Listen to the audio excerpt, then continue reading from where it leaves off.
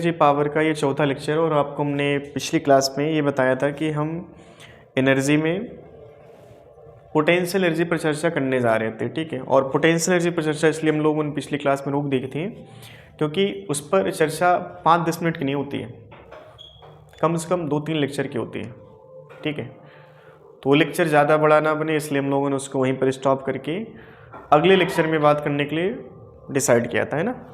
तो आज हमारा टॉपिक वही है, पोटेंशियल एनर्जी, ठीक है। ज़्यादा समय बर्बाद नहीं करते हम लोग। टॉपिक है पोटेंशियल एनर्जी। बहुत अच्छे से आपको इसको समझना क्योंकि इसका कैलकुलेशन जिस बच्चे को आ गया, बच्चा इस पूरे चैप्टर में से लगभग 70% की हम बात करें 70% न्यूमेरिकल को कर ले जाएगा। अब ये टॉपिक इतना इम्पॉर्टेंट क्यों है? क्योंकि तुम इस पूरे चैप्टर में आगे बढ़ते जाओगे। सबसे इम्पॉर्टेंट तुमको एक चीज़ पता चलेगी यार, जो ये क्या कहते हैं कि एनर्जी है, वर्क है, ये सब आपस में एक दूसरे से इंटर कनेक्टेड होते हैं, ठीक है। एनर्जी क्या है, वर्क क्या है, इनको हम लोग कंपेयर कर सकते हैं by the help of work energy theorem. और law of conservation of energy की बात करें तो उसमें बात बोली जाती है कि energy neither be created not destroy, it always convert one form into other form. तो तुम्हें काइनेटिक एनर्जी घटती हुई दिखेगी तो गारंटीड वहाँ पर पोटेंशियल एनर्जी बढ़ती हुई दिखेगी, ठीक है। अब पोटेंशियल एनर्जी है क्या चीज़? काइनेटिक एनर्जी में कोई खास टफ दिक्कत नहीं है, कोई खास वेरिएशन नहीं है, क्योंकि काइनेटिक एनर्जी हाफ mv² के अलावा कुछ और हो ही नहीं सकता। एक फॉर्म अलग था p²/2, वो हमने आपको डिस्कस कर दिया था, ठीक है।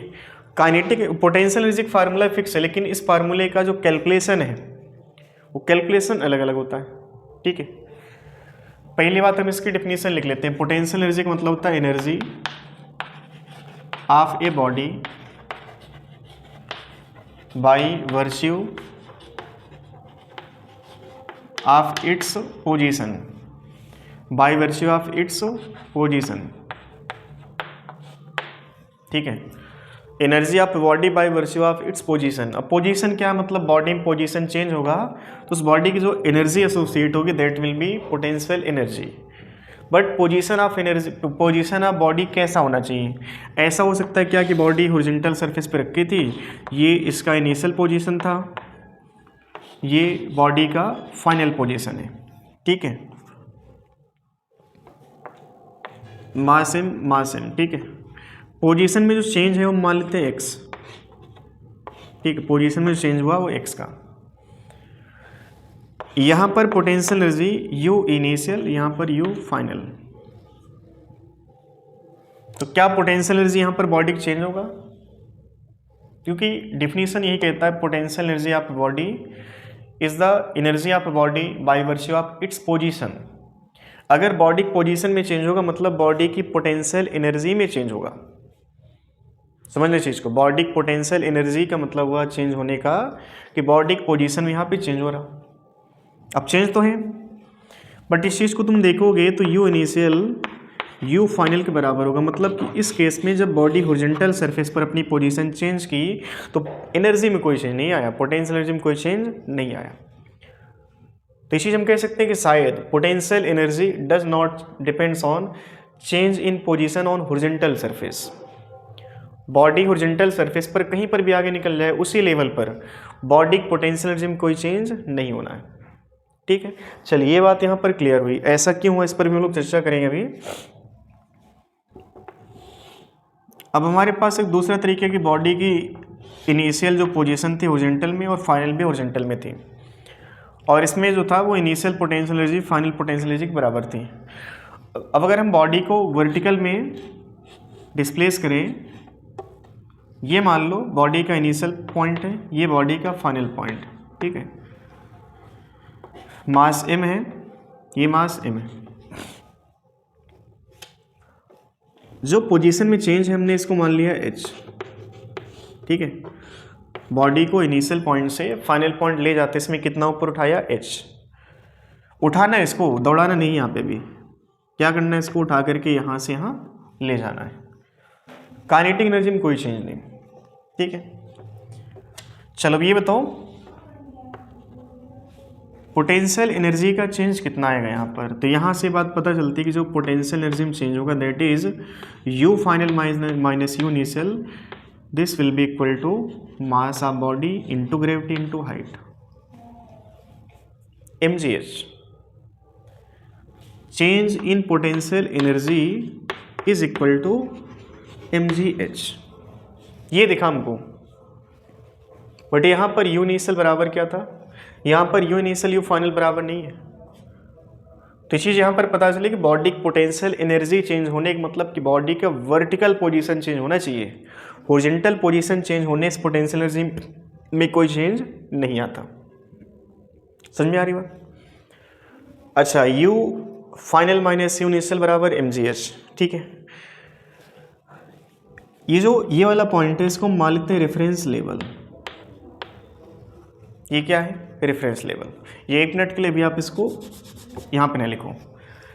डेल्टा यू जो बना हमारे पास mgh, this is the change in potential energy between initial point two final point. अब थोड़ा समझना, ये जो फार्मूला हमने लिखा डेल्टा यू बराबर mgh, ये बड़े काम का फार्मूला। इस फार्मूले में m का मतलब क्या होता है? बॉडी का मास। बट बॉडी का मास नहीं कहोगे तुम, क्या कहोगे? बॉडी का सेंटर ऑफ मास।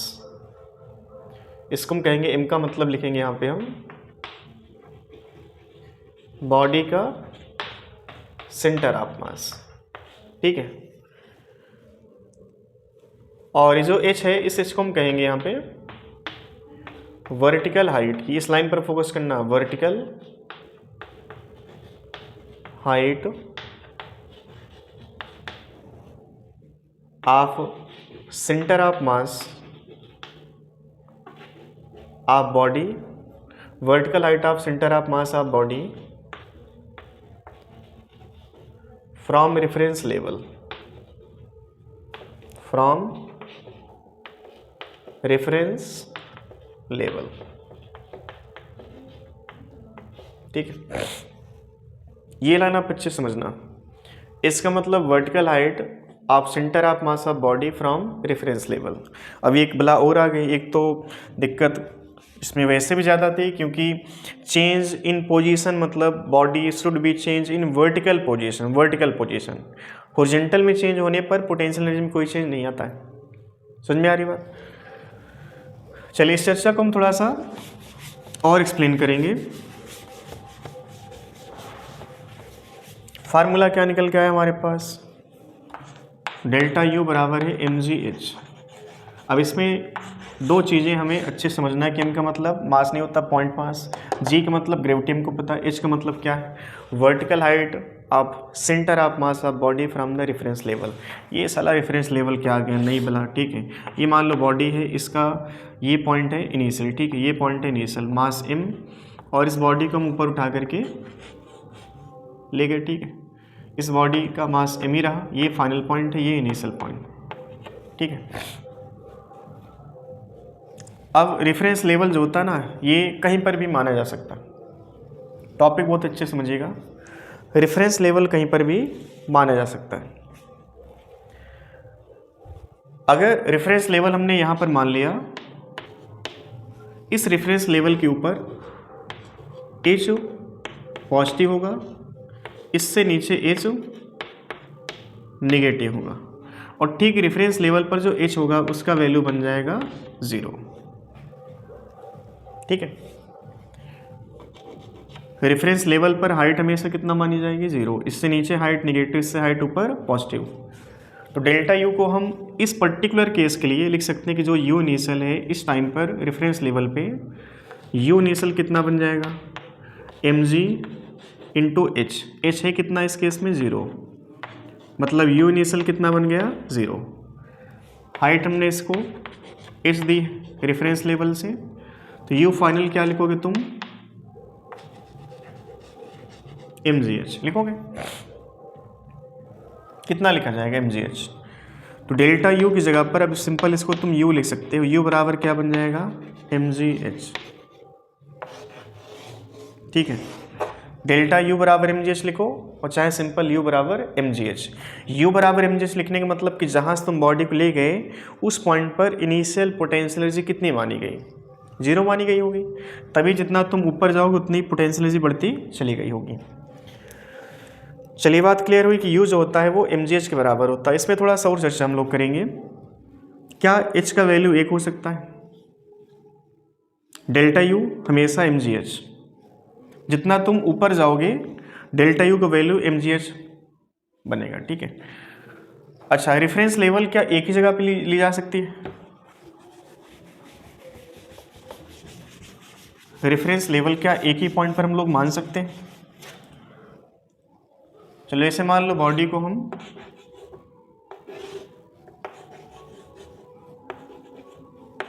ठीक है, ये इनिशियल पॉइंट है, ये फाइनल पॉइंट। रेफरेंस लेवल कहीं पर भी लिया जा सकता है। रेफरेंस लेवल वो हमारे हाथ में होता है। रेफरेंस लेवल से बस एक बात तुमको याद रखना, रेफरेंस लेवल से ऊपर चलने पर हाइट पॉजिटिव मानी जाएगी, इससे नीचे चलने पर हाइट निगेटिव।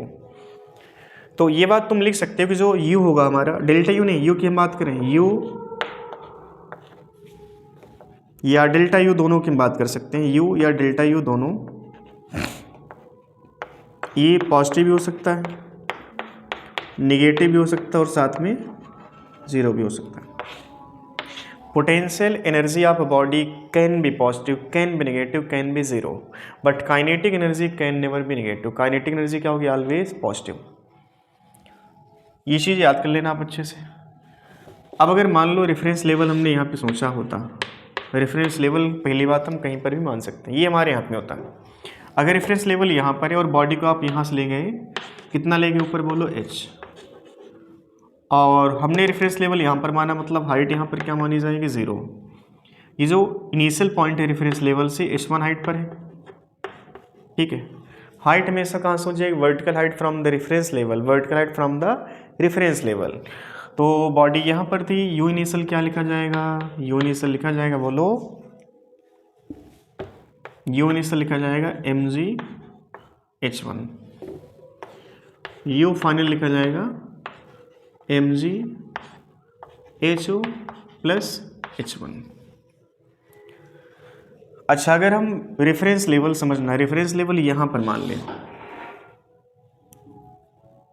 रेफरेंस लेवल हम यहाँ पर मान लें, ठीक है। ये हाइट हमने अलग से और मान लिया h2, ठीक है। अब यहाँ के लिए h का मान क्या बन जाएगा? 0, ठीक है, h का मान 0।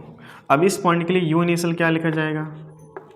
U इनिशियल क्या लिखा जाएगा? mgh1 प्लस h2, ठीक है। यहाँ के लिए U फाइनल क्या लिखा जाएगा? अब mgh2 plus h1 plus h2, ये लिखा जाएगा। तुम चलो ये वाला जो रेफरेंस लेवल, इस रेफरेंस लेवल 1 के लिए, रेफरेंस लेवल 2 के लिए हम पहले बात कर ले। रेफरेंस लेवल 1 के लिए डेल्टा U का मान कितना होगा? चेंज इन पोटेंशियल एनर्जी कितना होगा? U final minus U initial, U final minus U initial कितना बनेगा? देखो U फाइनल कितना लिखेंगे? mgh plus h1। U initial कितना लिखा जाएगा? ये लिखा जाएगा माइनस का mgh1 plus mgh1 minus mgh1 क्या होगा? Cancel out. डेल्टा U कितना बनेगा बोलो? प्लस का mgh। ये रेफरेंस लेवल 1 के लिए बात लिखी गई है, ठीक है, रेफरेंस लेवल 1 के लिए। चलो अब आप देख के बताओ कि रेफरेंस लेवल 2 के लिए डेल्टा U का मान, U initial mgh1 plus h2, U final mgh1 plus h2। क्या ये जो mgh1 प्लस h2 है वो यहाँ के mgh1 प्लस h2 बराबर होगा? ठीक है, और जब इससे आप इसको माइनस करेंगे तो ये वाला पैरामीटर इससे, मतलब कि डेल्टा U कितना बचेगा आज भी? mgh। ये किसके लिए बात हो रही है? रेफरेंस लेवल 2 के लिए। क्या मतलब निकला ये सब कहानी लिखने का? ये मतलब निकला कि किसी पॉइंट का किसी बॉडी की पोटेंशियल एनर्जी एक नहीं अनंत हो सकते हैं। रेफरेंस लेवल यहाँ पर माना क्या बना, U बराबर mgh1। रेफरेंस लेवल यहाँ पर माना क्या बना, U बराबर mgh1 प्लस h2। अगर रेफरेंस लेवल यहाँ पर माना जाता तो ये जो पॉइंट होता कहाँ पर बनता, माइनस में, चूँकि इससे ऊपर प्लस इससे नीचे माइनस, तो क्या बन जाता, माइनस का mgh बन जाता। तो इस पॉइंट की कितनी पोटेंशियल एनर्जी लिखी जा सकती है? बॉडी जब इस पॉइंट पर थी इनिशियल, इस पॉइंट पे, तो इस पॉइंट का कितना पोटेंशियल एनर्जी लिख सकते हैं? इनफाइनाइट। इनफाइनाइट मतलब number of potential energy, infinite number of potential energy. यहाँ कितनी लिखी जा सकती है? Infinite number of potential energy, but change only one. Change केवल कितना होगा? केवल एक, और वह है क्या चीज़, mgh। मतलब बॉडी को तुम इनिशियल पॉइंट फाइनल पॉइंट पे लेके जाओ तो जो चेंज आएगा वो चेंज इंडिपेंडेंट होगा रेफरेंस लेवल पे। रेफरेंस लेवल तुम यहाँ पे मानो, यहाँ पर मानो, कहीं पर भी मानो। और रेफरेंस लेवल कितने हो सकते हैं? इनफाइनाइट हो सकते हैं। रेफरेंस लेवल का जो नंबर होगा कितना होगा? Infinite. Infinite number of reference level means infinite number of potential energy of a point, but change always one. Change in potential energy of a body is always one. वो केवल एक होगा, ठीक है। वो कितना होगा? अगर हाइट h है तो कितना बन जाएगा? mgh। मतलब ये निकला potential energy of body can be infinite numbers and depends on reference level, but change in potential energy only one. ये बात हिंदी में लिख लेना आप कि किसी बॉडी की पोटेंशियल एनर्जी का नंबर एक ही पॉइंट पे एक नहीं इनफाइनाइट हो सकता है, बट चेंज की जब बात आएगी चेंज का वैल्यू केवल एक आएगा, ठीक है। तो ये बात यहाँ से पता चल रही है कि निगेटिव पॉजिटिव जीरो एक साथ इस पॉइंट की पोटेंशियल एनर्जी एक साथ तीन हो सकता है। अगर रेफरेंस लेवल यहाँ पर मानोगे जीरो हो जाएगी, यहाँ पर मानोगे प्लस मान जाएगी, यहाँ पर मानोगे तो निगेटिव बन जाएगी, ठीक है। बट चेंज का मतलब हमेशा केवल एक आएगा आंसर। समझ में आ रही बात?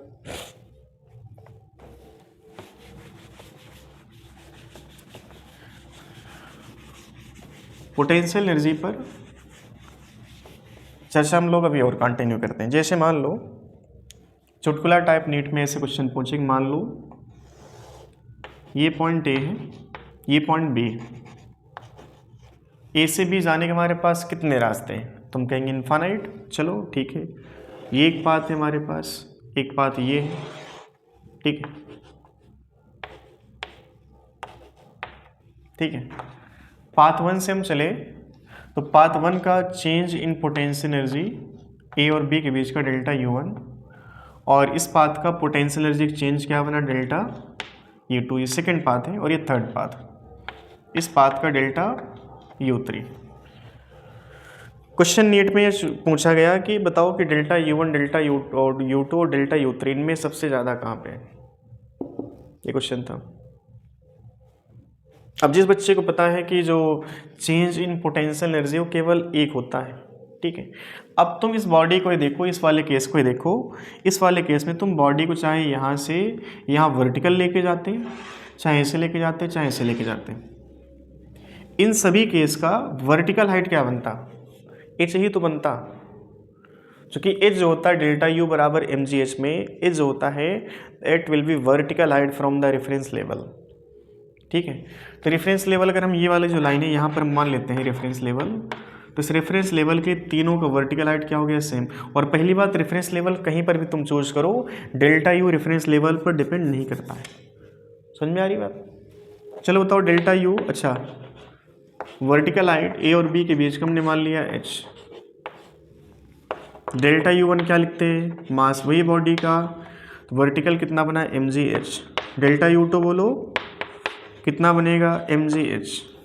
डेल्टा U3 बोलो क्या बन जाएगा? mgh। खेल खत्म। आंसर बनेगा डेल्टा U1 बराबर डेल्टा U2 बराबर डेल्टा U3। ये बहुत बेहतरीन कॉन्सेप्ट होते हैं, अभी तो स्टार्टिंग में बहुत अच्छे से आप इनको समझिएगा, ठीक है। चलिए इसको आप नोट कर लो अच्छे से। क्वेश्चन अगला हम लोगों का है कि जैसे मान लो कोई बॉडी है, इस बॉडी को ये ए पॉइंट है और एक मान लेते हैं बी पॉइंट है। ए से बी लेके जाना है, ठीक है, ए से बी लेके जाना है। अब ए से बी जाने के हमारे पास कितने रास्ते हो सकते हैं, ये आपको पहले हमने बताया कि ए से बी जाने के हमारे पास एक नहीं अनंत रास्ते हो सकते हैं, है ना, अनंत रास्ते। तो क्वेश्चन ये बना कि ए से बी हम लेके गए बॉडी को, तो पहला पाथ हमने ऐसा कुछ चूज किया, दूसरा पाथ ये जो रेड कलर है ये दूसरा पाथ हो गया, और ऐसे कहीं ये तीसरा पाथ है, ठीक है। क्वेश्चन ये बना कि पहले पाथ का change in potential energy delta U1 था, दूसरे पाथ का डेल्टा U2 और तीसरे पाथ का डेल्टा U3, ठीक है। ये पाथ 1 था, ये पाथ 2 है और ये पाथ 3 है। तो इन तीनों पाथ की पोटेंशियल एनर्जी में चेंज कितना होगा, ठीक है। तो ऑप्शन दे हम आपको, तो पहला पाथ का जो पोटेंशियल एनर्जी चेंज है सेकेंड पाथ से किस तरीके से कंपेयर होगा, वैसे था कि डेल्टा U1, डेल्टा U2 और ये डेल्टा U3, ठीक है। फिर हम यहाँ पर बोला कि डेल्टा U1 बराबर डेल्टा U2 बराबर डेल्टा U3, ठीक है। ऐसा एक पाथ ले लिया, ऐसा एक ऑप्शन दे दिया। तीसरा option delta U1 less than delta U2 less than delta U3, ठीक है। बेसिक चर्चा हम लोग करते हैं अभी। और चौथा ऑप्शन था कि डेल्टा U1 डेल्टा U2 से ज़्यादा, बट ये ऐसे। बहुत सारे बच्चों का आंसर आ गया होगा समझ में, क्या होगा इसका। तो हमारा आंसर जो बनेगा वो थर्ड हो जाएगा, ठीक है। थर्ड क्यों होगा, तो ये पाथ कोई सा भी है, जैसे हमने कहा कि मान लो ए से बी जाना है और ये इनिशियल पॉइंट था, ये फाइनल पॉइंट, ठीक है। तो ए से बी जाने के हमारे पास ये रास्ता था, बट हम जब बॉडी को ए से बी लेके जाएंगे तो हमें पाथ की बात नहीं करनी है, हमें बात करनी है बॉडी वर्टिकल में कितना ऊपर उठ गई, ठीक है।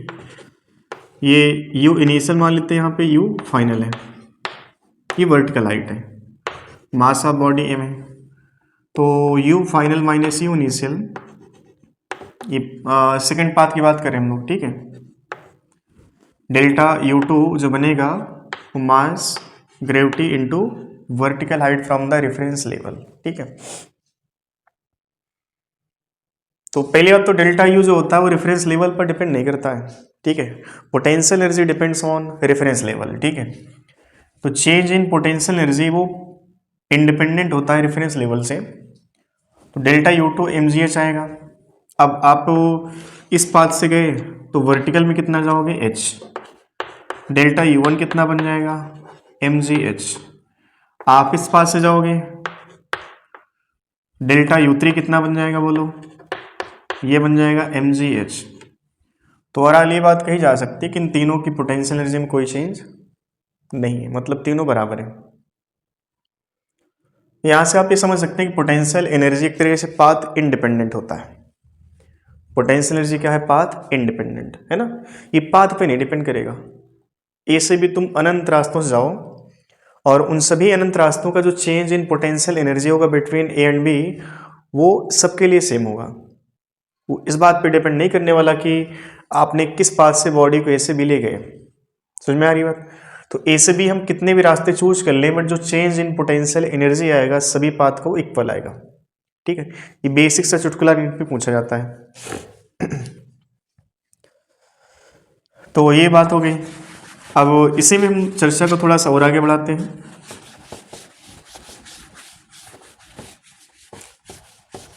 ये बेसिक बातें जो हम अभी लोग कर रहे हैं ये सभी नीट लेवल के हिसाब से इम्पॉर्टेंट हैं, बट आईटी वाले बच्चे ये सब सीखने के बाद ऐसा उतावले ना हो कि हमें क्वेश्चन ऐसा मिलने वाला है, ऐसा क्वेश्चन आपको नहीं मिलने वाला है।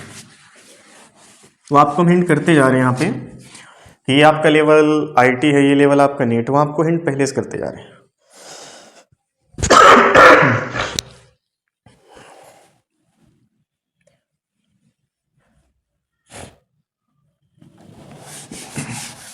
जैसे मान लो कि हमारे पास एक केस है, एक वर्टिकल रॉड है, एक वर्टिकल रॉड है ये, ठीक है। ये एक वर्टिकल रॉड है,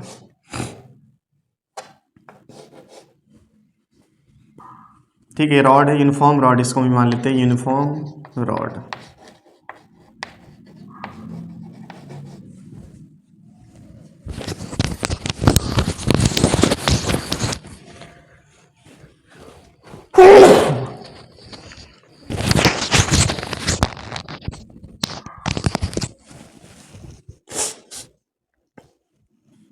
ये हमने क्या माना, यूनिफॉर्म रॉड, ठीक है। इसका लेंथ तो एल मान लेते हैं, मास एम।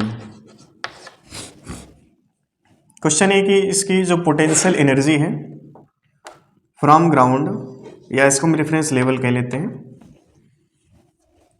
यहां से पोटेंशियल एनर्जी कितना है। तो ये बात तुमको पता है, पोटेंशियल एनर्जी का जो फार्मूला होता है, U बराबर mgh valid on point mass. Point mass एक तरह से कह सकते हैं, या सेंटर ऑफ मास कह सकते हैं, कि बॉडी का जो सेंटर ऑफ मास है वर्टिकल में कितना ऊपर गया या वर्टिकल में कितना नीचे आया, ठीक है। तो अभी जो रॉड है इसमें एक पॉइंट मास नहीं, इसमें कितने पॉइंट मास हो सकते हैं, इनफाइनाइट। ऐसे बहुत छोटे छोटे पॉइंट मास बनते चले जाएंगे, ठीक है। अगर इस रॉड में पॉइंट मास हमको बनाना पड़ा फ्रॉम दिस रेफरेंस लेवल, तो ऐसे अनंत पॉइंट मास बनते चले जाएंगे। तो अगर हर एक पॉइंट मास की ऊंचाई इस रेफरेंस लेवल से अलग अलग है, तो सभी का पोटेंशियल एनर्जी इस रेफरेंस लेवल से अलग अलग। तो इस बॉडी की जो पोटेंशियल एनर्जी है कैसे एक तरह से वेरिएबल है। पोटेंशियल एनर्जी कैसा है, वेरिएबल है। तो जहां पर वेरिएबल शब्द आएगा वहां पर क्या करना होगा तुमको, इंटीग्रेशन। अभी हम लोग देखिए पोटेंशियल एनर्जी पर जो कैलकुलेशन अभी हम लोग ठीक ठाक लेवल पे जाकर करने वाले हैं, क्योंकि अगर तुम्हें कार्य ऊर्जा प्रमेय लगानी है, वर्क एनर्जी थ्योरम अप्लाई करना है, law of conservation of energy apply करना, तुम्हें कैलकुलेशन ऑफ पोटेंशियल एनर्जी आना चाहिए। काइनेटिक एनर्जी कैलकुलेशन में कहीं दिक्कत नहीं, हाफ एम स्क्वायर फिक्स है, वो पी स्क्वायर बाई 2m वो फिक्स है, but potential energy formula fix है, ये कह सकते हैं। बट इससे तुम सारे न्यूमेरिकल नहीं कर पाओगे, कुछ ऐसे केस आएंगे जहां पे तुमको इंटीग्रेशन करना पड़ेगा, ठीक है। बिना इंटीग्रेशन के बात नहीं बन पाएगी वहां पे। तो कुछ ऐसे छोटे छोटे इलस्ट्रेशन हम लोग उठा लेते हैं, कैसे हम पोटेंशियल एनर्जी कैलकुलेट करते हैं को कंटिन्यूस बॉडी की। तो ये जो U बराबर mgh था, इसमें बहुत सारे पॉइंट मास है, लेकिन उन सभी पॉइंट मास की वर्टिकल हाइट क्या है, अलग अलग, ठीक है। तो चलिए हम y पे चल करके एक dy थिकनेस का एक एलिमेंट चूज करते हैं, ठीक है। y पे चल के dy थिकनेस का एक एलिमेंट, ठीक है। ये है dy और इसमें मास हमने मान लिया dm, मास कैसा dm, ठीक है। तो इस dm मास के लिए जो dy थिकनेस का है, जो कि y ऊंचाई पर है, इस dm मास के लिए पोटेंशियल एनर्जी का फार्मूला लिख सकते हैं। क्या लिखा जाएगा एलिमेंट के लिए, du बराबर dm into g into H. वास्तविकता में dm का मतलब होता है सेंटर ऑफ मास का, जो बॉडी है उस बॉडी के सेंटर ऑफ मास की बात होती है, ठीक है। तो हमने यहाँ पर dm को एक तरह से पॉइंट मास मान लिया, ठीक है। तो पॉइंट मास कहाँ अप्लाई करेगा, सेंटर ऑफ मास पे। तो अब देखो यहाँ पर वर्टिकल हाइट क्या लिखा जाएगा, y। तो du बराबर हमको मिलेगा, dm की जगह क्या लिखना, total mass by total length है कितना l, ठीक है, इंटू जी इंटू डी वाई, ठीक है, इंटू डी वाई इंटू जी इंटू वाई। ये डी यू का फंक्शन हो गया। अब तुम्हें ऐसे एलिमेंट कहाँ से कहाँ तक मिलेंगे, ये रेफरेंस लेवल, यहाँ पर हम h का वैल्यू क्या मानते हैं, बोलो 0, ठीक है। आज की डेट में यहाँ पर y बराबर क्या बन जाएगा, 0। ये जो एलिमेंट होगा यहाँ वाला, इसका वैल्यू y बराबर क्या बन जाएगा, h बन जाएगा, ठीक है। तो u जो बनेगा हमारे पास du का, ऐसे जो छोटे छोटे पीसेस बनेंगे हर एक एलिमेंट के, उन सबका इंटीग्रेशन, लिमिट क्या रखा जाएगा, 0 to h, ठीक है, 0 to h। चलो बताओ u बराबर क्या मिलेगा, m/l इंटू जी into Y into D y, ठीक है। ये चीज़ बचेगी हमारे पास, और आप इसको इंटीग्रेट करोगे, जो चीज़ वेरी करेगा आप उसको इंटीग्रेट करोगे। तो क्या वेरी कर रहा है इसमें, देखो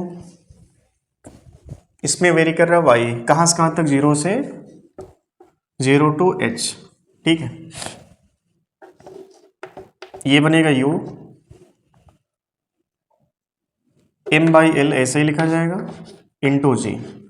लिमिट क्या रखी जाएगी, y का इंटीग्रेशन पहले बोलो क्या बन जाएगा, y²/2, लिमिट रखा जाएगा 0 to h, है ना।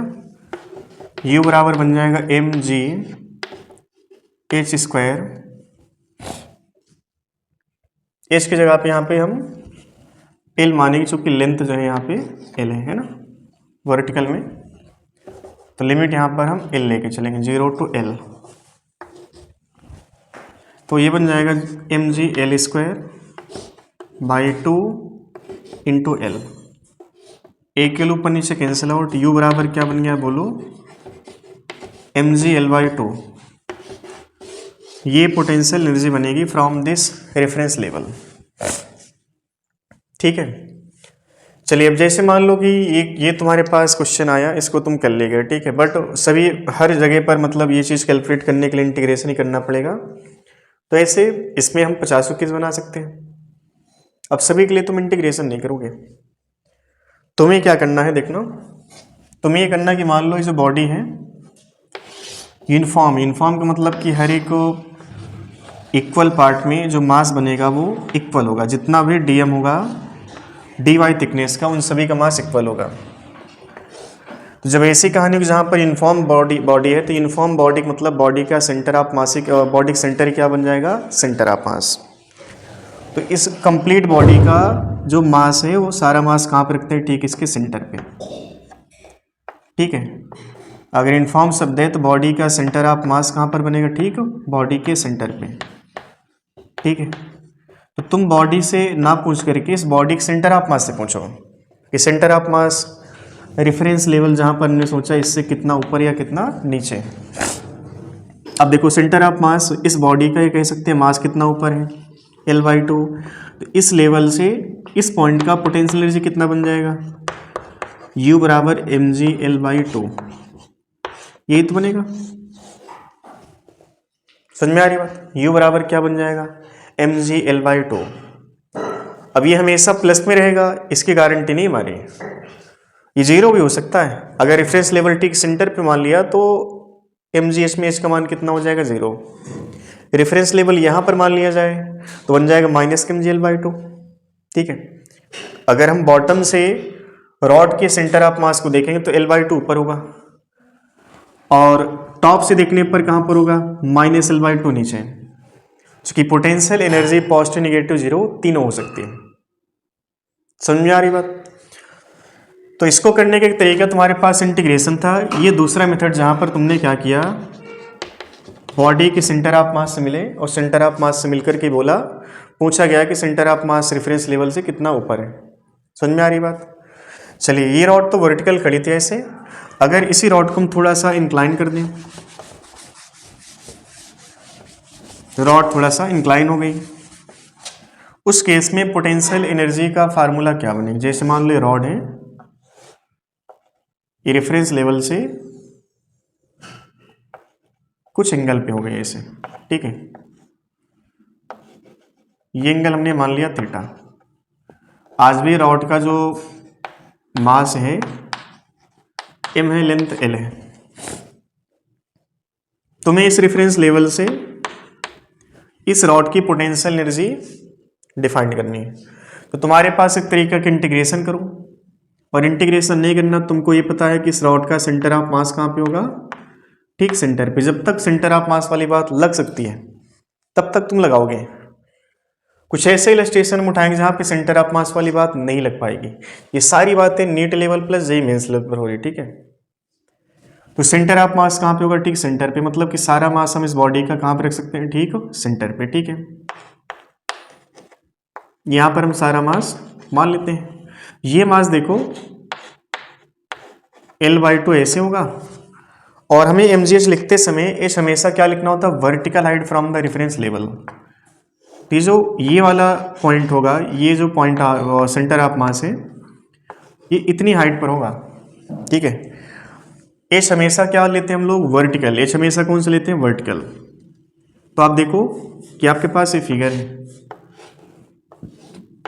ये एच तुमको नहीं पता है, ये तुमको पता है कि ये L/2 है, ठीक है, ये एंगल थीटा है। तो एच और L/2 का रिलेशन क्या होगा, साइन थीटा कॉस थीटा, ये साइन थीटा देगा। साइन थीटा बराबर क्या लिखें बोलो, परपेंडिकुलर दैट इज एच और बाई में हाइपोटेनियस दैट इज L/2 बनेगा। एच का वैल्यू बोलो कितना बनेगा, ये L/2 पूरा मल्टीप्लाई कर लो, L/2 साइन थीटा, खेल खत्म। पोटेंशियल एनर्जी फार्मूला क्या लिखना तुमको, mgh। mgh में h का वैल्यू आज क्या रखा जाएगा, L/2 साइन थीटा, ठीक है, L/2 साइन थीटा। ये भी ऐसा केस बन सकता है। अब इसमें भी तुमसे कुछ थोड़ा सा मिर्च मसाला लगाकर क्वेश्चन को बढ़िया बना देगा।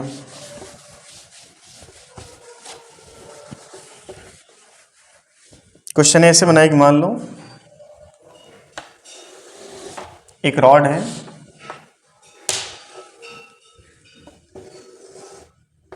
और इस रॉड का जो मास है वो लेंथ के साथ वेरी कर रहा है, ठीक है। तो इसका जो है लेमडा, वो लेमडा नॉट इंटू वाई, ठीक है।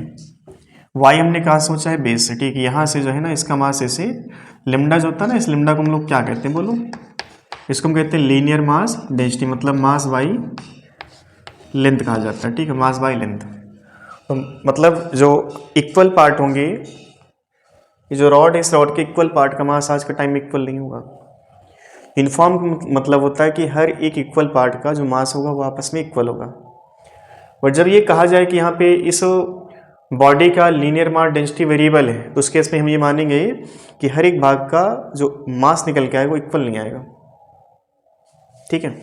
अब इस केस में सेंटर ऑफ मास वाली बात नहीं कर पाओ, क्योंकि सेंटर ऑफ मास सेंटर पे होगा ही नहीं, ठीक है। तुम्हें यहाँ पर क्या करना होगा, इंटीग्रेशन।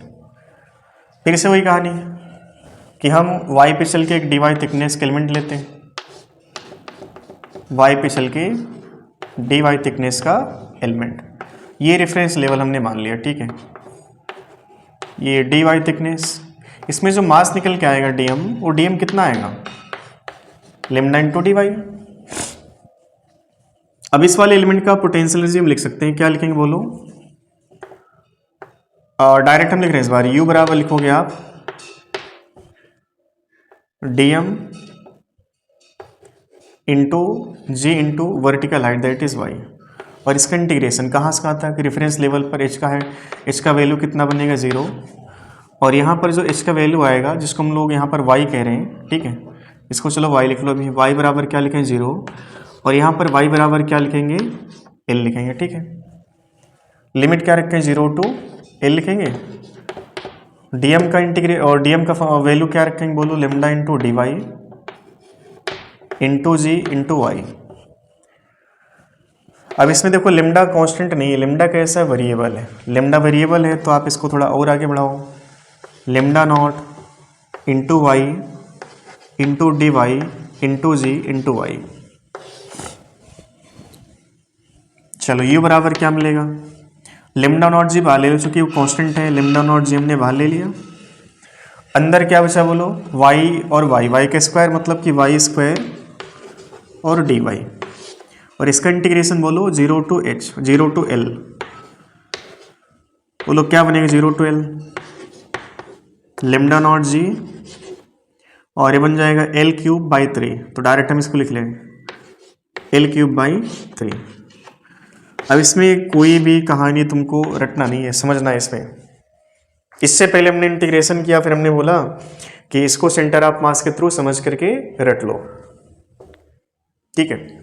यहाँ तक बात भी सेंटर ऑफ मास पे चल जा रही थी कि रॉड को हम ऐसे रखें, झुकाएं, थोड़ा सा टिल्ट करें इधर उधर, तो कुल मिला के रॉड को कैसे भी रखो तुम, अगर यूनिफॉर्म रॉड है तो उस केस में सेंटर ऑफ मास वाली बात हम कर सकते हैं, ठीक है। बट अगर ऐसा केस आ गया जहाँ पे लीनियर मास डेंसिटी बॉडी का या रॉड का वेरिएबल है, उस केस में तुमको इंटीग्रेशन करना ही पड़ेगा, और कोई तरीका नहीं है तुम्हारे पास, ठीक है। तो ये भी क्वेश्चन जे लेवल पे है, बट इतना भी हाई फाई न्यूमेरिकल नहीं कह सकते हैं अभी, ठीक है, इन सबको सीख करके अपना एक बेस मजबूत किया जा सकता है, बट ये है कि हमको बिल्कुल एज इट इज न्यूमेरिकल मिल जाएगी, वैसी पॉसिबिलिटी नहीं है, इससे भी अच्छी लेवल की न्यूमेरिकल तुमसे पूछेगा।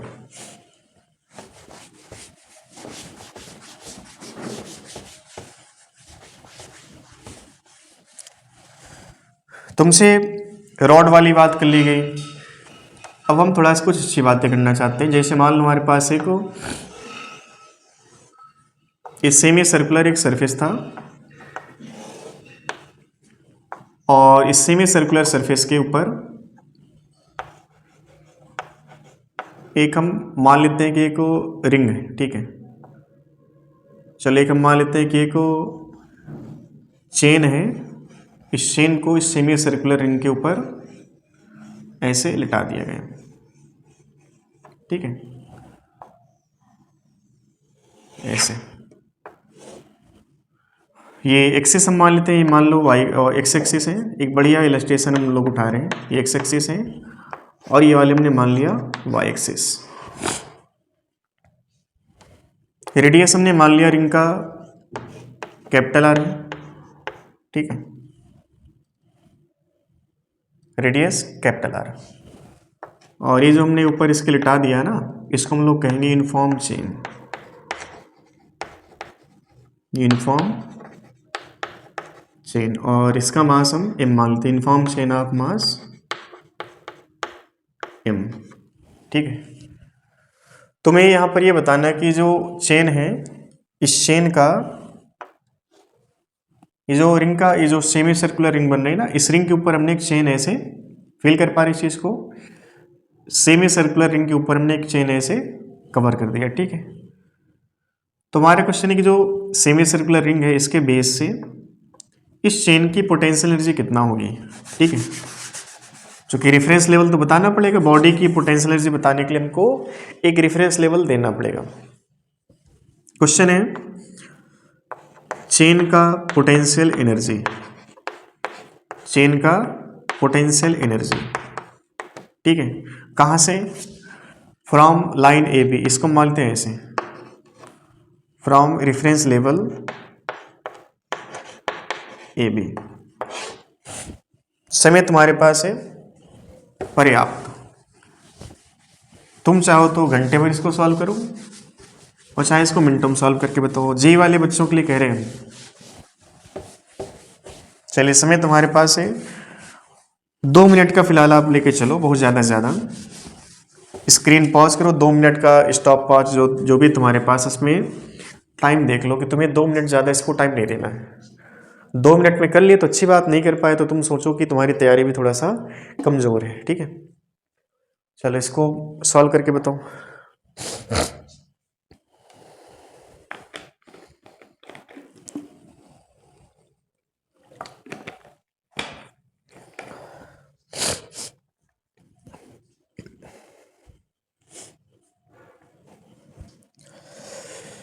चलिए इसमें कैलकुलेशन करना है अब आपको, ठीक है। और चीज़ें कैसी हैं, कांस्टेंट हैं, वेरिएबल हैं, तो आपको पहले से पता चीज़ें कैसी यहाँ पे वेरिएबल। क्या करना पड़ेगा तुमको, इंटीग्रेशन, ठीक है। ये वर्ड यहाँ पे जो लिखे इसको हम हटा दे रहे हैं, uniform chain of mass m, ये चीज़ यहाँ से हटा दे रहे हैं हम लोग।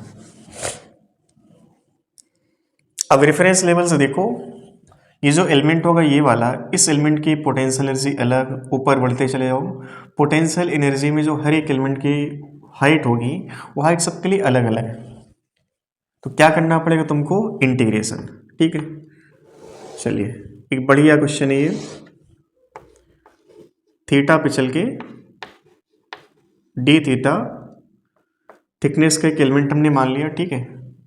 ये तो एंगल के हिसाब से डी थीटा, बट इसकी यहाँ पे कुछ लंबाई बन रही है, ये जो लंबाई निकल के आ रही है इसको हमने मान लिया dl, ठीक है। और इस dl मास का हमने मान लिया मास निकल के आया dm, ठीक है। dm मास जो बनेगा हमारे पास वो लेमडा इंटू dl आएगा, ठीक है। लेमडा क्या होता है, linear mass density, mass by length. तो मास निकालने के लिए क्या करना पड़ेगा, लेमडा इंटू वो लेंथ जिसका हमें मास कैलकुलेट करना है, ठीक है। ये बात आ गई समझ में, चलो ठीक है।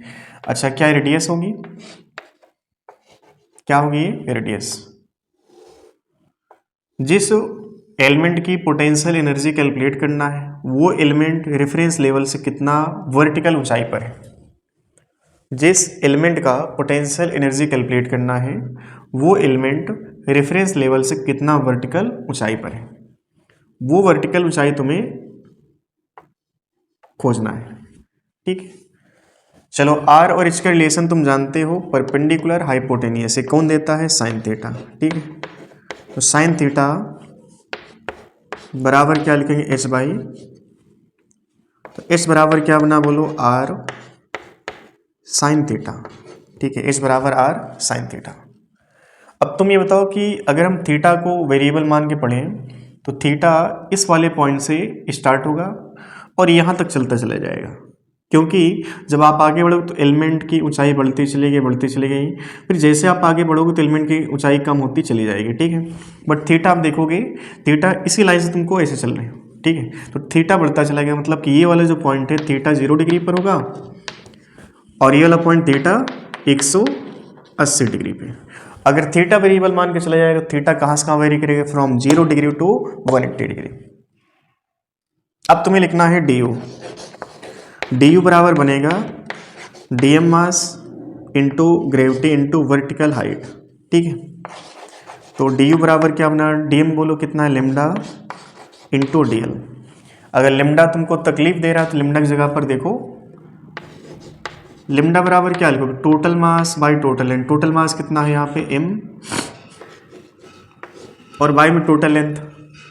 टोटल लेंथ कितना है, चलो उसको बाद में हम लोग रख लेंगे, अभी फिलहाल हम मान लेते हैं टोटल लेंथ यहाँ पर कैपिटल एल, ऐसे मान लेते हैं। ठीक है, total mass by total length into DL. तुम डीएम ऐसे भी लिख सकते हो, ऐसे लिखने में थोड़ा इजी होता है, तुम लोग ऐसे लेमडा इंटू डीएल लिख लेते हैं। ठीक है, चलिए बच्चे थोड़ा सा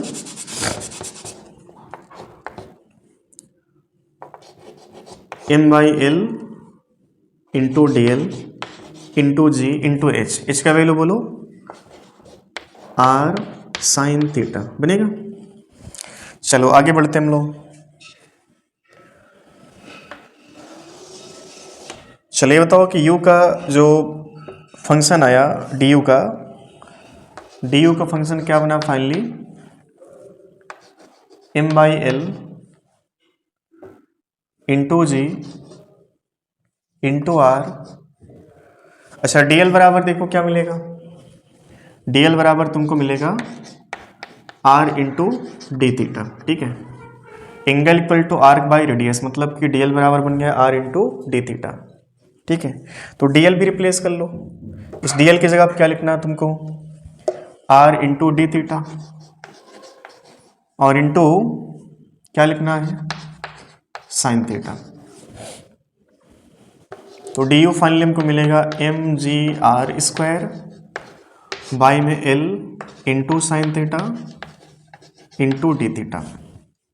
अब इस डी यू के फंक्शन में क्या वेरी कर रहा, देखने पर हमको लग रहा थीटा वेरी कर रहा, चूंकि मास कांस्टेंट है, total mass constant, G constant, R constant, और लेंथ ऑफ जो चेन है ना वो भी कांस्टेंट है। तो आपको ऐसे जो छोटे छोटे एलिमेंट मिलेंगे उन सब के लिए थीटा वेरिएबल होगा। तो u का जो वैल्यू आएगा वो डी यू का इंटीग्रेशन लिमिट हम रखेंगे थीटा के साथ 0 टू 180 डिग्री। ठीक है, या 0 टू पाई, ऐसे आप लिख सकते हैं 0 टू पाई। ठीक है, चलो अब देखो यहाँ पर M ji are square by L sine theta into D theta, और इसका इंटीग्रेशन 0 टू पाई, क्या बनेगा, M ji are square by L sine theta का इंटीग्रेशन बोलो क्या होता है, माइनस का कॉस थीटा, लिमिट 0 टू 180 या पाई। ठीक है, कॉस 180 क्या होता है बोलो, कॉस 180 का मान बोलो -1, माइनस माइनस क्या बन जाएगा, +1। ठीक है, डायरेक्ट हम लिख रहे हैं यहाँ पे देखो -1 और ये माइनस माइनस क्या बन जाएगा, +1। ठीक है, कॉस 0 -1। ठीक है, तो फाइनली कितना हो जाएगा, +2। तो u बनेगा हमारे पास 2mg R square by L. ठीक है, अब एल हमको नहीं दिया था, एल को रिप्लेस कर लो in terms of radius of circle. L equal to क्या लिखेंगे हम बोलो, आधा रिंग है तो पाई आर हो जाएगा ये। तो यू बराबर क्या मिला बोलो, 2mg r², और बाय में कितना लिखे, पाई आर। एक आर से आर खत्म कर लो, तो u का फाइनल आंसर बनेगा u बराबर 2mg r और बाई में पाई। ये आंसर हमारा होता है। इसका एक दूसरा तरीका भी आपको हम बताएंगे, छोटा सा ट्रिक देंगे आपको, उस ट्रिक के थ्रू भी आप ये आंसर ला सकते हो। ठीक है, चलो आप इतना पहले नोट कर लो। चलिए इसका ट्रिक भी हम लोग देख लेते हैं। ये आप अच्छे से नोट कर लेना, है ना। इसका एक शॉर्ट ट्रिक आपको बताते हैं कैसे करना है, बट वो ट्रिक केवल इसी पर लागू होगी। ऐसा नहीं कि तुम कोई भी केस आएगा मुंह उठा के वहाँ पे वो ट्रिक अप्लाई कर दोगे, फिर कहोगे आंसर गलत आया सर, तो उसमें हमारी जिम्मेदारी थोड़ी ना होगी। हम आपको पहले से ट्रिक देने के पहले एक वार्निंग देंगे कि आपको ये ट्रिक कहाँ तक अप्लाई करना है। ठीक है, चलिए जब भी आपके पास एक कंप्लीट सेमी सर्कुलर टाइप एक रिंग होगी, जैसे ये एक सेमी सर्कल है, ठीक है, और इसके ऊपर हमने एक रिंग ऐसे रख दी,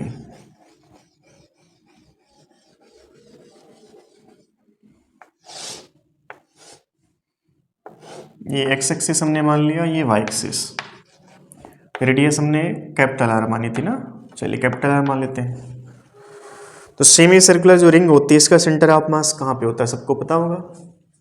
नहीं पता है तो देख लो, एक सेमी सर्कुलर रिंग का सेंटर ऑफ मास बेस से वाई जो निकल के आएगा ये आता 2r/पाई। ये यहाँ पे सेंटर ऑफ मास हो गई, जो सेमी सर्कुलर चेन यहाँ पे रखी गई है ना, ये इसका सेंटर ऑफ मास है।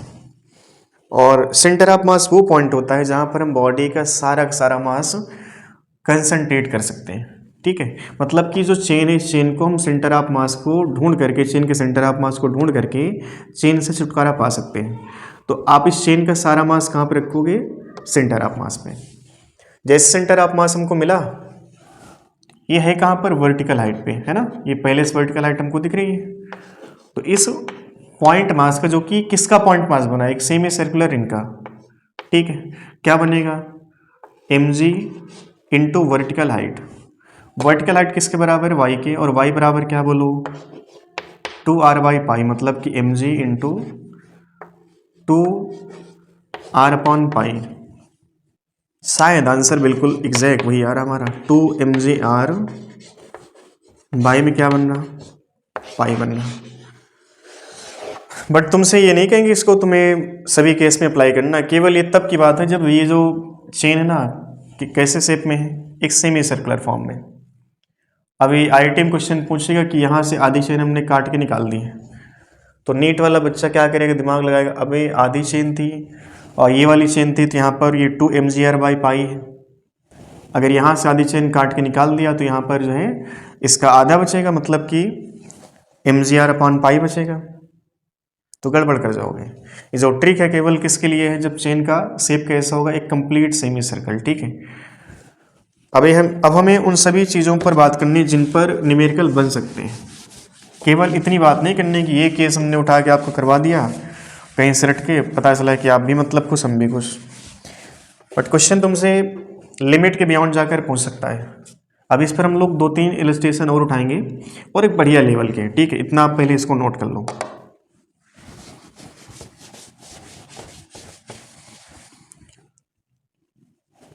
अब जैसे मान लो कि ये शेप है, तो क्वेश्चन तुमसे वो नहीं पूछेगा जो कॉमन सा न्यूमेरिकल होगा, जो चुटकुला टाइप होगा, नीट लेवल पे होगा। क्वेश्चन ऐसे पूछेगा कि जैसे मान लो हमारे पास अभी यहाँ से लेके यहाँ तक चेन थी, हमने क्या किया, चेन को यहाँ से स्टार्ट किया,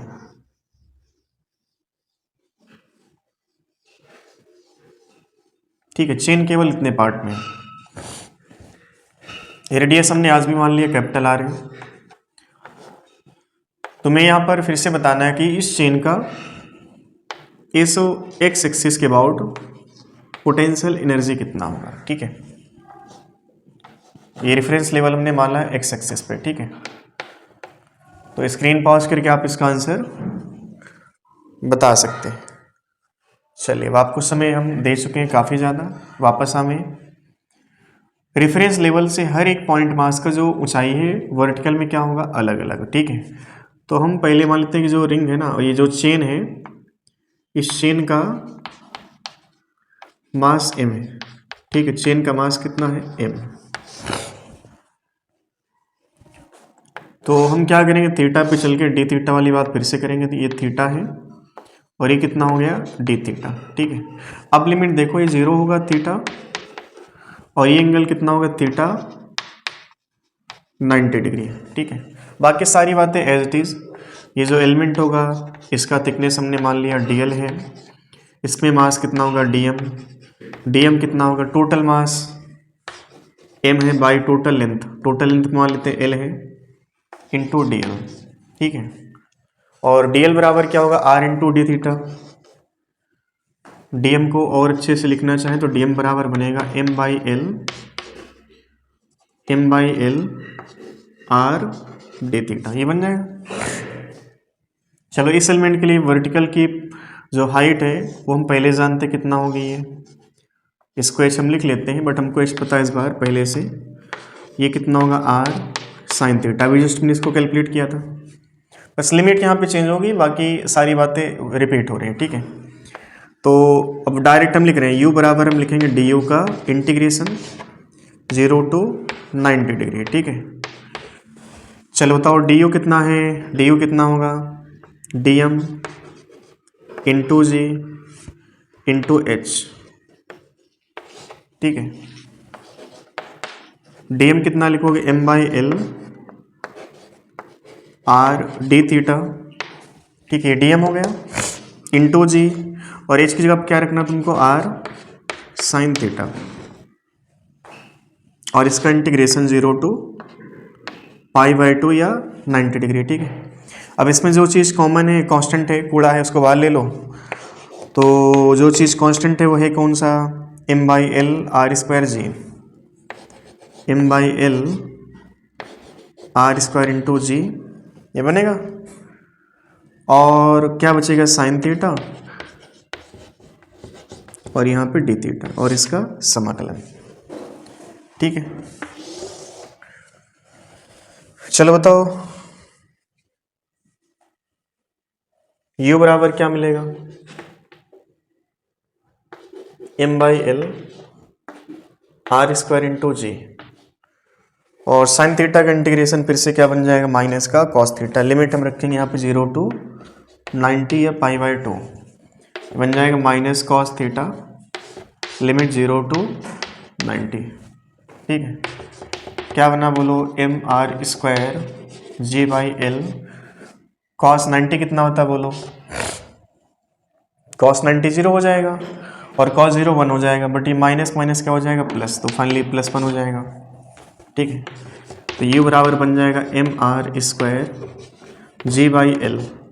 अब एल इक्वल टू यहाँ पे देखो, एल का वैल्यू क्या रखोगे तुम, टोटल जो होता है एक सर्कमफ्रेंस कितना होता है 2πr, बट ये है कितना, 1/4, तो ये πr/2 बन जाएगा शायद ना, ये तो πr है, इसका आधा πr/2, तो एल इक्वल टू बनेगा πr/2। u बराबर क्या बन गया बोलो, एम आर स्क्वायर जी, और एल का वैल्यू क्या बनेगा, πr/2, बाई 2 कहाँ जाएगा, ऊपर, एक आर से आर खत्म कर लो। u बराबर क्या मिलेगा, 2mgr, और बाई में पाई। आंसर की शक्ल वही है, आंसर की शक्ल फिर से वही है। पोटेंशियल एनर्जी जो वर्टिकल में आएगी उसका वैल्यू देखो, वर्टिकल के लिए होता है 2mgr/π। तो चाहे आधी चेन रखो, चाहे यहाँ पर एक कंप्लीट चेन रख लो, पोटेंशियल एनर्जी वर्टिकल का जो हाइट होगा वो 2mgr/π रहेगा। बस क्या है कि शर्त ये है कि अगर आधी चेन रखी जाएगी इसमें तो मास इसका m है, और अगर इधर भी हमने मास m और मान लिया तो यहाँ पर डबल नहीं करना है, डबल करने के साथ साथ तुमको बाई 2 भी करना। समझ में आ रही बात। तो पोटेंशियल एनर्जी का फार्मूला सेम है, ठीक है।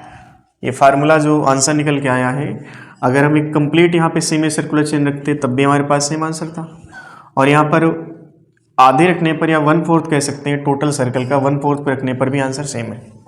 बट इसको भी रटना नहीं है तुमको, रटोगे तो निपट जाओगे। ठीक है, कि कोई भी क्वेश्चन आवेगा ऐसा, वहाँ पे हमेशा 2mgr/π हमको रट लेना। चलो एक चुटकुला दे रहे हैं तुमको, इसको आप अच्छे से नोट कर लो।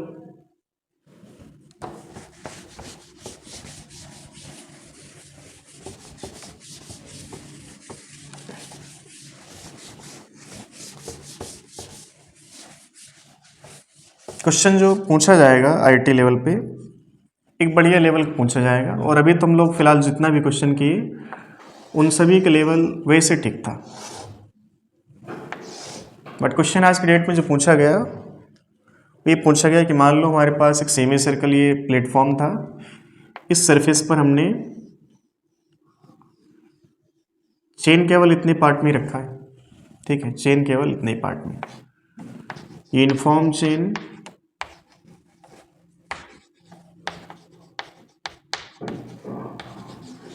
मास m है इसका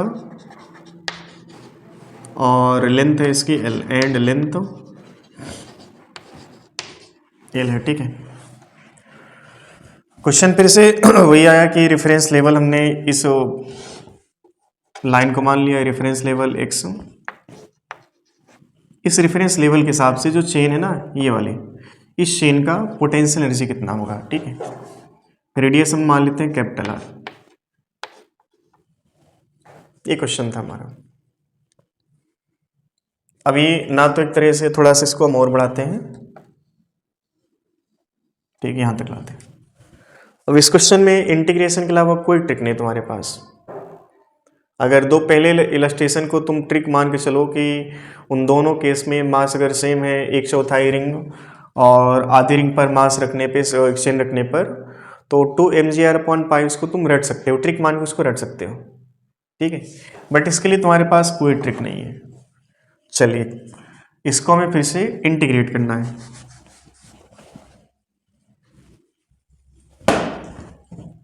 चलिए इंटीग्रेट करें इसको।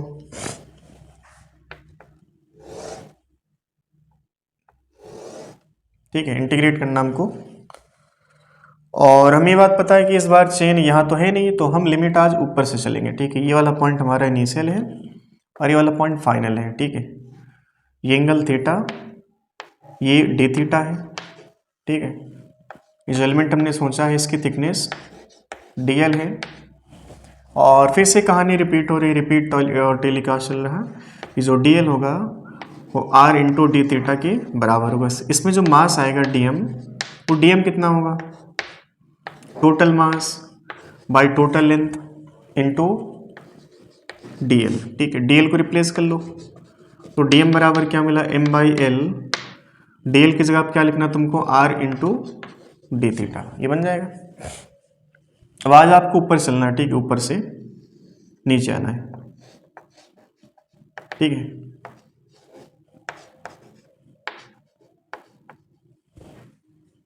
ये y होगा, इसको हम h मान लेते हैं। ठीक है, h का वैल्यू बोलो कितना आएगा, h का वैल्यू आज भी कितना होगा, नहीं आज होगा r cos थीटा। h का वैल्यू क्या बन जाएगा, r cos थीटा। ठीक है, h का वैल्यू आएगा r cos थीटा। बोलो du कितना बनेगा, dm इंटू जी into vertical height. Vertical height कितना है बोलो, रेफरेंस लेवल से h। ठीक है, h की जगह आप क्या लिखना तुमको, r cos थीटा। तो du बराबर मिलेगा, dm कितना है बोलो, m/l r d theta into जी इंटू r cos थीटा। समझ में आ रही बात, ये हो गया। अब du को हम लिखेंगे finally mg into R square by L into cos theta into D theta, और इसका इंटीग्रेशन। और इसको भी हम इंटीग्रेट कर लेते हैं। बोलो du का इंटीग्रेशन क्या लिखा जाएगा, du का इंटीग्रेशन u लिख लेते हैं हम लोग, और mg R square by L, ठीक है, into cos theta. Cos theta का इंटीग्रेशन बोलो क्या बन जाएगा, माइनस का साइन थीटा। कॉस थीटा का इंटीग्रेशन प्लस साइन थीटा होता है भाई, plus sine theta. Limit 0 to, यहाँ पर थीटा क्या माना जाएगा 0, ये वाला पॉइंट क्या होगा थीटा बराबर एल आर, ठीक है। अरे भाई ये लेंथ हमको एल दिया था, तो चलो थीटा मान लेते हैं अभी इसको, तो ये बराबर बन जाएगा mg/r² by L into sine theta. अब थीटा तो मेरे रिप्लेस करना है, थीटा बराबर क्या बनेगा एंगल इक्वल टू आर्क, जो कि है कितना एल बाई रेडियस, ये थीटा रिप्लेस करना है यहाँ पे, तो ये बराबर मिलेगा mg/r² by L into sine L by R. इसको तुम रटना चाहो रट सकते हो, ये एक तरह से फार्मूला कह सकते हो उसको, ठीक है। अब देखो इसमें अगर हम ये कहें कि हमारे पास मान लो ऐसा फिगर होता है कि चेन केवल इतने पोर्शन में है, तो एल का वैल्यू क्या लिखते तुम, एल का वैल्यू लिखते तुम πr/2, लिखते क्या, एल का वैल्यू क्या बनता πr/2। तो इसके लिए यू कितना बनता, यू बराबर क्या लिखते, बोलो बोलो बोलो बोलो, यू का वैल्यू क्या बनता mg/r² बाई में एल की जगह पे πr/2 और sine L by R, L की जगह आप क्या लिखना बोलो πr/2 और बाई में आर। साइन 90 कितना बन जाएगा, साइन π/2 1 हो जाएगा और बाई 2 ऊपर जाएगा, तो यू बराबर क्या मिला बोलो 2mg/π, ये तो आंसर बना था। अब अगर हमारे पास मान लो ऐसा केस होता,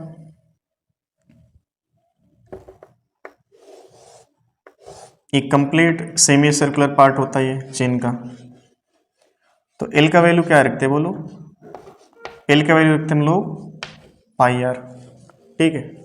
तो इसके लिए आंसर क्या बनता, देखो देखो आंसर क्या बनता है इसके लिए, मास यहाँ पर भी मास हमने एम ही माना है, तो ये बराबर बनता mg/r² और ये बनता क्या बोलो साइन πr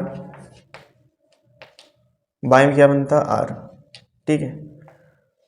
और बाई में एल की जगह क्या रखना तुमको बोलो, एल की जगह पर रखना तुमको πr।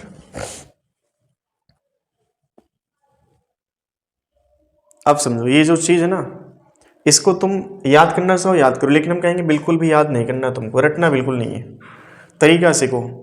अब जैसे ट्रिक यहाँ पर अपना सकते हो, लेकिन ट्रिक यहाँ पर देखो, ये फार्मूला ट्रिक यहाँ पर लगाओ, एल इक्वल टू πr पे यहाँ पर πr/r हो जाएगा ये, और साइन पाई क्या होता है 0, साइन 180 कितना हो जाएगा 0, ये पूरा पैरामीटर क्या हो जाएगा 0। बट ऐसा हो सकता है क्या, ये जो सेमी सर्कुलर रिंग है इस रेफरेंस लेवल से ऊपर तो है ना, तो कहीं ना कहीं पोटेंशियल एनर्जी प्लस में रहनी है, बट इसके हिसाब से आंसर क्या बन जाएगा 0। तो इसको रटना नहीं, ये हम अभी चीज़ कैलकुलेट करके गए हैं कि यहाँ पर आंसर जो बना था हमारा कितना था 2mg/π, अगर मास m था रेडियस r थी तो आंसर क्या था 2mg/π। समझ में आ रही बात, तो रटना बिल्कुल नहीं, 3-4 केस हमने उठाए और बढ़िया केस थे ये सभी, ठीक है।